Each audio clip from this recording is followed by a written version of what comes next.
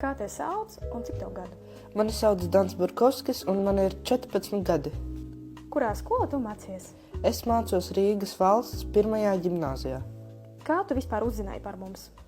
Man sākuma skolas skolotāja bija atsūtījusi ziņu, un man likās, ka mani tas interesēs.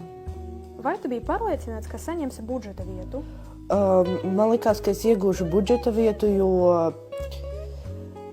man bija ļoti daudz sasniegumi, kas varētu interesēt šo skolu. Kāda bija tā mīļākā nodarbība, kur joprojām atceries? Mana mīļākā nodarbība bija, kad mēs taisījām Ziemassvētku eglītes. Mēs to darījām 3 nodarbības, un tas bija decembrī. Vai tā nākotnes profesija ir saistīta ar elektroniku?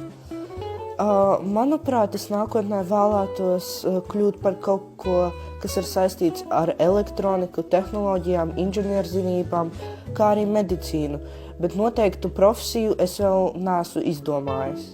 Kas ir tas ieteikums jauniešiem, kas tikko atnāca pie mums šogad? Es viņiem ieteiktu nekad nepadoties un vienmēr mēģināt kaut ko jaunu.